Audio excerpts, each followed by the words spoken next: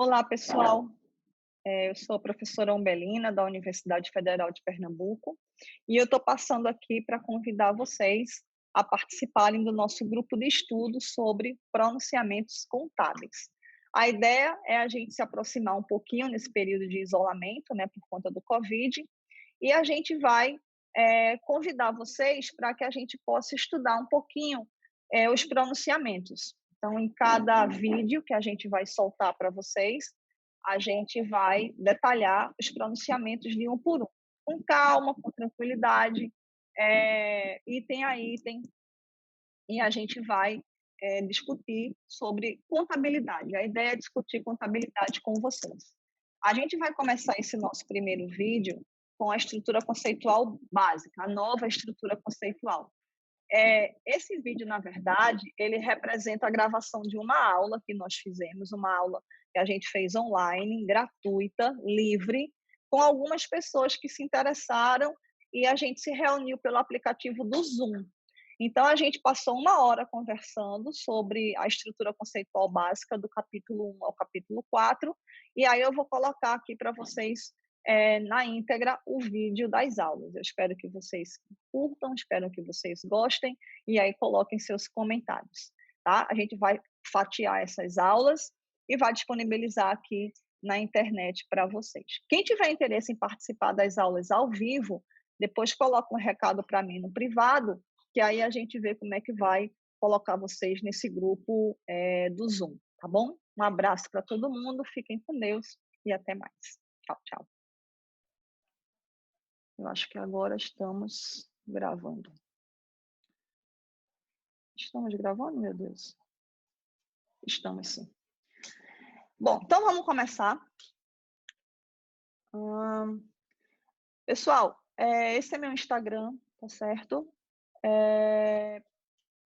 Quem quiser depois me seguir no Instagram, agradecemos, tá certo? Porque é a partir dessas divulgações que a gente consegue alcançar mais pessoas, mais e mais e mais pessoas.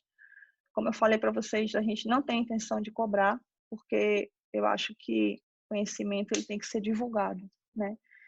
Então, graças a Deus, eu trabalho na Universidade Federal e de lá eu tiro meu sustento. Então, acredito que Papai do Céu me presenteou com isso e eu tenho mais a que retribuir. Então, é por isso que está sendo gratuito, tá? Mas o Instagram, ele nos ajuda a divulgar o nosso trabalho. Então, se vocês puderem depois curtirem lá, fico feliz.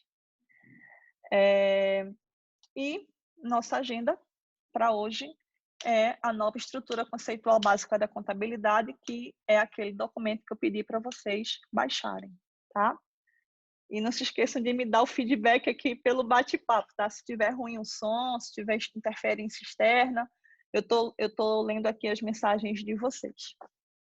Bom, vejam só, pessoal. Essa estrutura conceitual, ela não começou hoje, tá certo? Ela, como vocês estão vendo aí, esse documento é de 2018, o documento original em inglês é de 2018, mas só que antes disso, há uns 4, 5 anos, que o próprio IASB ele já vinha discutindo modificações na estrutura, por vários motivos, tá? Mas o fato é que ele já vinha promovendo modificações. Porque a estrutura conceitual antiga tinha um monte de problemas e um monte de gaps. Gaps, que a gente chama de gap, são falhas, são espaços vazios. Então, a estrutura antiga, ela tinha vários espaços vazios. E o IASB já sabia desse problema e veio tentando remodelar a nova estrutura conceitual básica. O documento ficou pronto em 2018. Só que só chegou aqui no Brasil em 2019, já no final de 2019, praticamente 2020, tá? E aí, como eu falei para vocês, essa tela, ela coloca exatamente a estrutura conceitual nova que eu mostrei para vocês, que fica lá no site do cpc.org.br. Bom, alguns conceitos preliminares que vocês vão encontrar ao longo de toda a estrutura conceitual. Isso aqui é muito importante, principalmente para quem está estudando para concurso, porque algumas palavras, elas se repetem na estrutura conceitual. Se vocês lerem, vocês vão ver que essas palavras aí se repetem. E aí eu já queria mais ou menos dar a vocês uma ideia do que elas significam, tá? Pessoal, tudo tranquilo? Vocês estão me escutando? Tá tudo bem? Até aqui tá todo mundo entendendo? Certo, tranquilo. Então, vê só. O que é o recurso econômico, tá? Recurso econômico, quando vocês lerem essa palavra na estrutura conceitual, recurso econômico significa o ativo que a gente conhece, né? Então, todo recurso econômico é um ativo. Quando vocês lerem o conceito de reivindicação vai ser ou um passivo, né, um capital de terceiro, ou PL, patrimônio líquido. Então, toda vez que vocês escutarem ou lerem reivindicar dentro da estrutura conceitual, essa reivindicação ela parte do capital de terceiro, que vai reivindicar alguma coisa, ou parte do capital próprio, que é o PL. Então, toda reivindicação parte de terceiros, que entregam capital, ou a reivindicação parte dos proprietários, que também entregam capital. E aí, o terceiro quadradinho são as alterações. Alterações em recursos econômicos, que são alterações nos ativos, e alterações nas reivindicações, que são alteração ou no passivo ou no PL.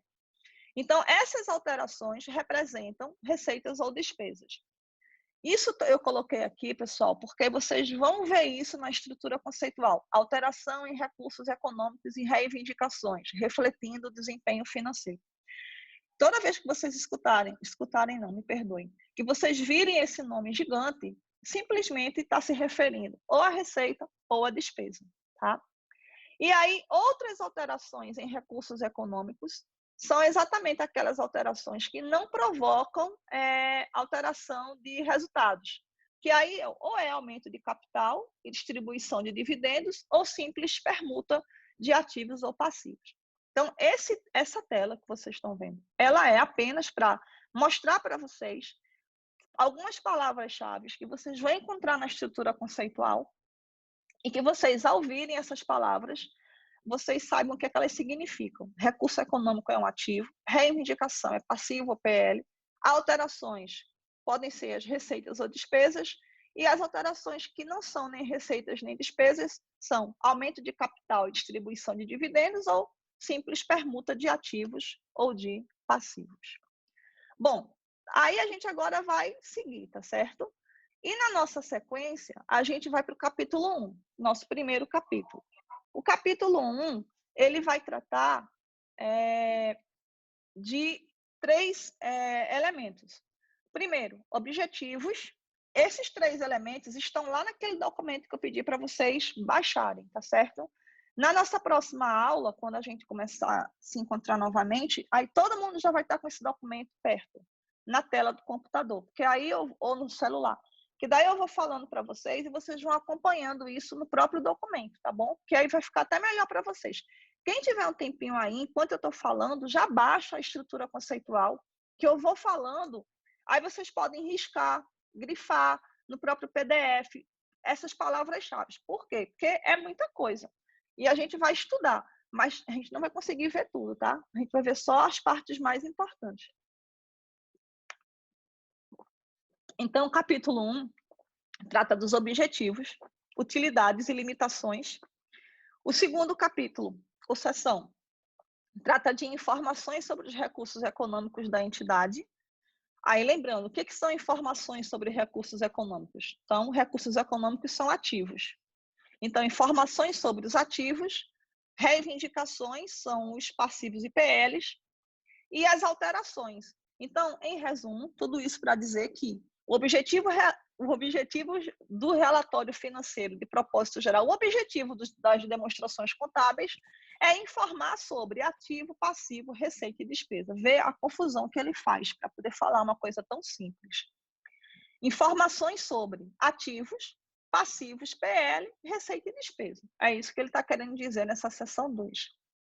E na seção 3, vai tratar das informações sobre o uso dos ativos.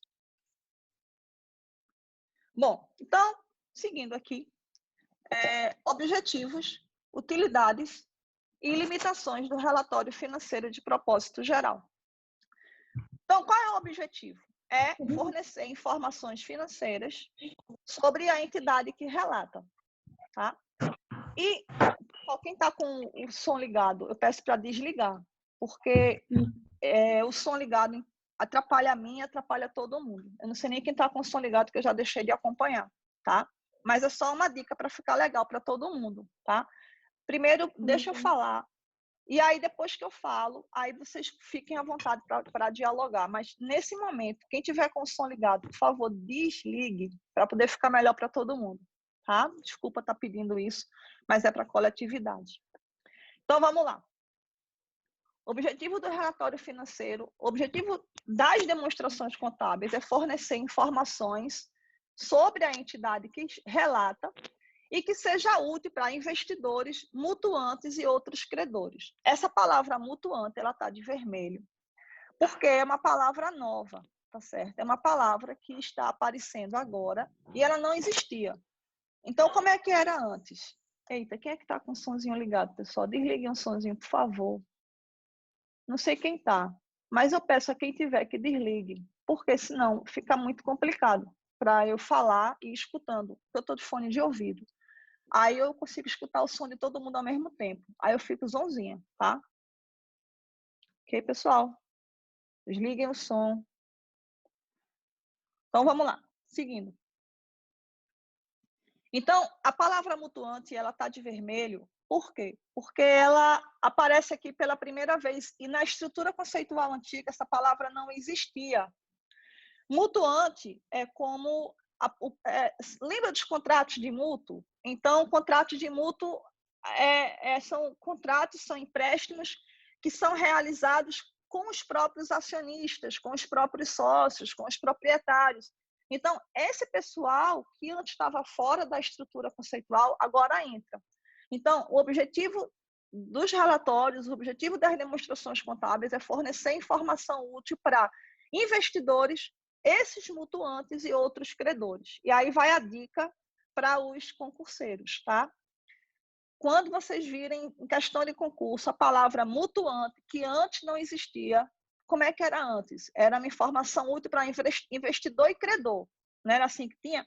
Aí agora tem mutuante, então se liga que mutuante, para quem é concurseiro, é uma palavrinha que vai começar a existir nas questões de concurso e está certo, tá? Se aparecer, está certo. Aí vê só, os investidores, os mutuantes e outros credores necessitam de informações sobre o quê? Ativos, lembra que eu falei de recursos econômicos? Então, ativo, passivo, receita e despesa. O que eu estou querendo dizer para vocês é que a estrutura conceitual ela não é nada didática. Mas se a gente começa a traduzir, fica mais fácil. Então, os investidores, os mutuantes e outros credores necessitam de informações sobre ativos, passivos, receitas e despesas. E o mais interessante, que essa parte que está de laranja é nova. Então, o que diz essa parte de laranja? A eficiência e a eficácia referentes ao quanto a administração e o conselho, no caso de sociedades anônimas, cumprem com a sua responsabilidade de utilizar os recursos econômicos. Então, o que acontece? Deixa eu explicar um pouquinho isso aqui.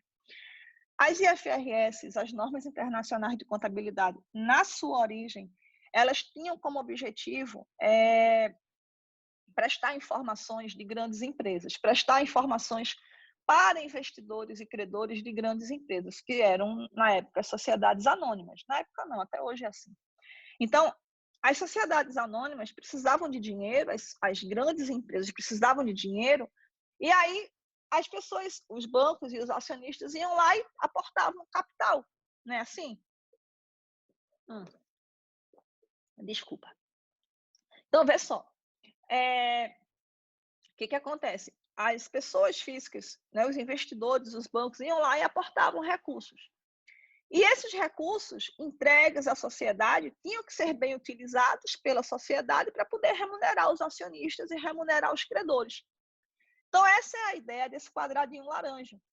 Ou seja, os investidores, os mutuantes e os bancos e outros credores, ao colocar recursos na entidade, eles querem saber o grau de eficiência e eficácia com que a administração está utilizando esses recursos. E os relatórios contábeis precisam ser úteis para prestar contas desta eficiência e desta eficácia quanto ao uso dos recursos. Porém, os relatórios financeiros, as demonstrações contábeis, não podem prover toda a informação necessária aos investidores, aos credores por empréstimos, aos mutuantes e outros credores. Esse pessoal precisa considerar informações pertinentes de outras fontes, como, por exemplo, expectativas e condições econômicas, eventos políticos e climáticos e perspectivas industriais e comerciais. O que quer dizer isso? As demonstrações contábeis, elas precisam prestar informações aos investidores, aos mutuantes.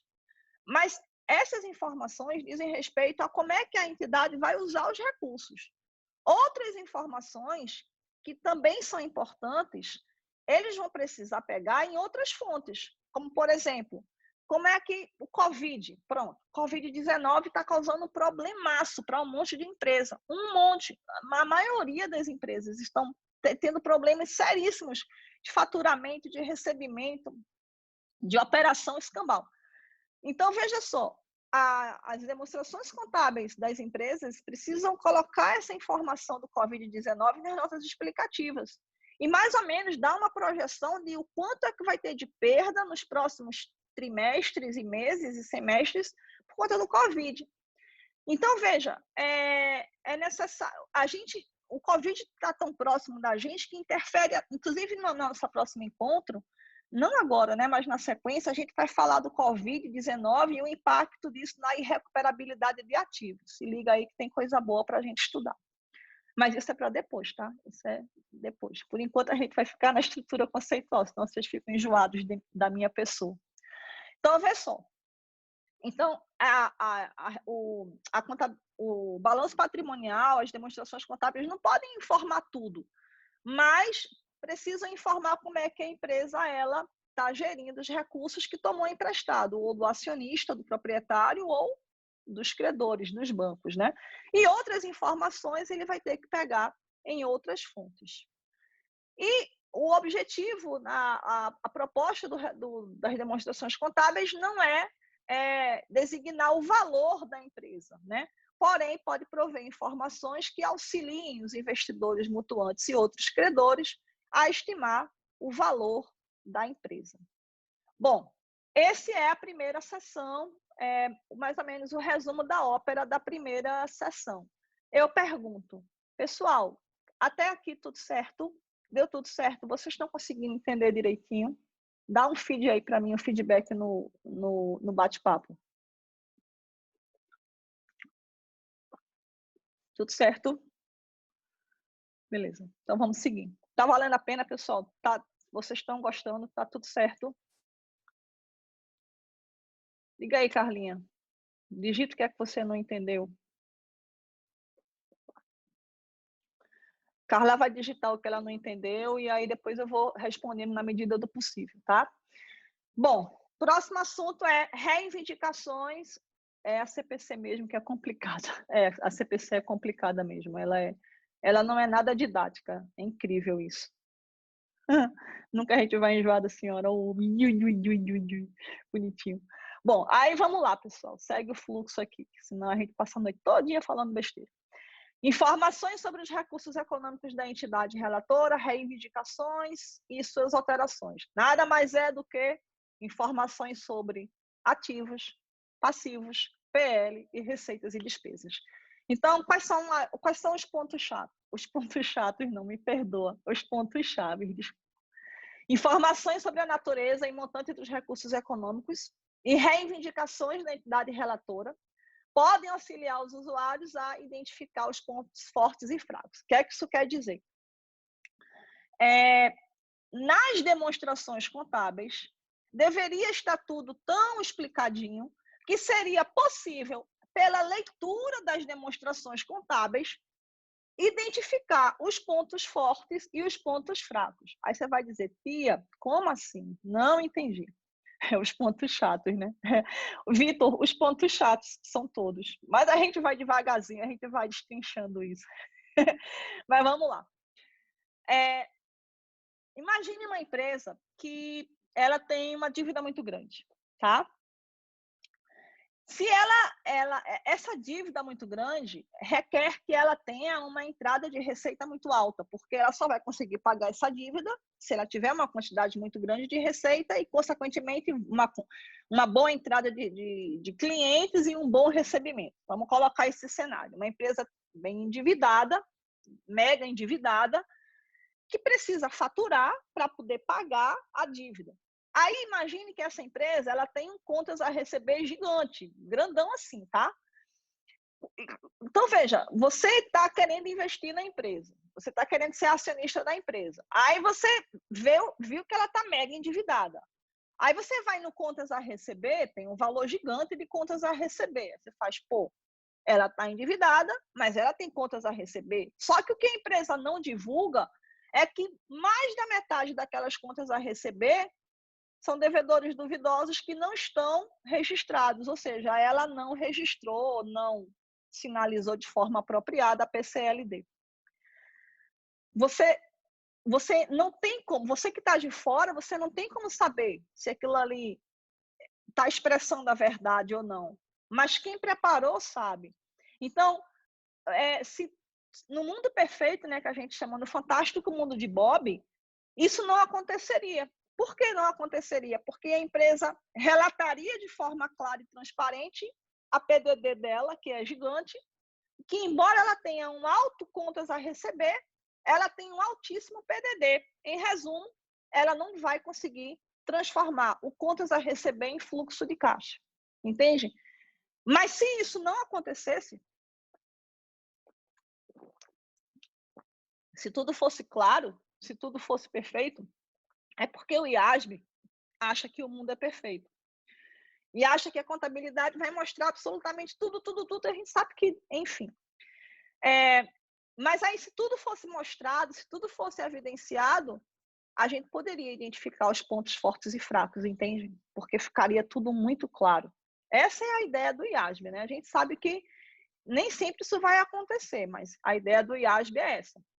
E essas informações, claras e transparentes, podem auxiliar os usuários a avaliar a liquidez e solvência da entidade que reporta suas necessidades de financiamento adicional, se for o caso, e sua probabilidade de êxito na obtenção desse financiamento. Então, vamos voltar para aquela nossa empresa que eu falei. Se ela mostrasse de forma clara a quantidade do PDD que ela tem, ela jamais conseguiria um novo financiamento no banco. Por quê? Porque ela estaria com a solvência em risco. Se ela esconde o PDD, ninguém vai saber, porque não está reportado, e ela consegue um novo financiamento. É mais ou menos por aí. Bom, e aí o último capítulo é informações sobre o uso de recursos econômicos da entidade, que nada tinha a respeito na CPC antiga, na estrutura conceitual antiga, e essa seção ela é nova, ela aparece agora na nova estrutura conceitual, tá? Então, vamos a ela. Nesse capítulo 3, que é o capítulo novo, ele fala sobre informações sobre a eficiência e a eficácia da administração da entidade que reporta, da entidade que reporta, né, no cumprimento das suas responsabilidades sobre o uso dos recursos. Ajudam os usuários a avaliar a gestão de recursos da administração. Ele está voltando ao que a gente já tinha falado, que os relatórios financeiros precisam mostrar a eficiência e a eficácia que a empresa tem ao usar os recursos econômicos, tá? E aí os usuários podem avaliar, a partir das demonstrações contábeis, como é que essa empresa está sendo eficiente no uso desses recursos. E aí, o que essa figurinha mostra, né? Essas informações que você vai ver nas demonstrações contábeis, elas são úteis para prever o quão eficiente e eficazmente a administração usará os recursos econômicos da entidade, e aí, com base nos recursos que ela está captando agora, como é que isso vai gerar de fluxos de caixa futuro. Ou seja, imagina que você pegou agora um empréstimo, captou lá um empréstimo no banco, enfim, via debênture, seja lá o que for. Aí captou recursos. Aí agora você vai pegar aqueles recursos, você vai aplicar em algo. Você vai aplicar em quê? Vai aplicar de que forma? Como é que isso daí vai gerar fluxos de caixa futuros? Qual vai ser o nível de eficiência e eficácia desse recurso que você está tomando? Então, tudo isso as demonstrações contábeis deveriam ser capazes de mostrar. E aí vem uma figurinha que é uma palavrinha em inglês chamada de compliance, que é exatamente isso, é você ter responsabilidade sobre o uso dos recursos, proteger esses recursos contra efeitos desfavoráveis, como, por exemplo, fatores econômicos, mudanças de preços, mudanças tecnológicas, e garantir que a entidade cumpra leis, regulamentos e disposições contratuais. Ou seja, o que é o compliance? É que tudo seja feito conforme a lei, tudo seja feito com transparência, tudo seja feito cumprindo regras. Laura, muito legal essa visão do uso dos recursos. Laura, exatamente assim, é como se as demonstrações contábeis elas servissem de instrumento de compliance.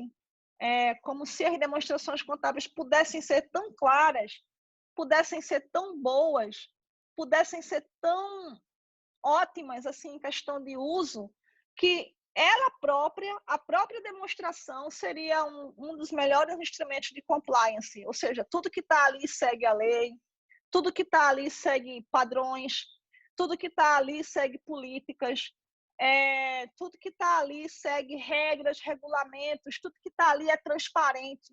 Então, essa ideia do compliance seria a própria demonstração contábil, né? Isso na visão do IASB. É claro que a gente sabe que não é bem assim, mas como está... Eita, Arnaldo, tu estás aí. A gente termina se empolgando, a gente está online, mas Arnaldo é um grande amigo. Então, era para ser assim, né, Carla? Pois é, era para ser assim, mas ainda não é, tá certo? Então conforme o nosso querido Arnaldo falou, é um objetivo a ser atingido. A gente sabe que, por hora não, né? Mas quem sabe a gente tentando, enquanto professores que somos, né? Enquanto formadores de opinião que somos, a gente vai tentando dar conta disso daí.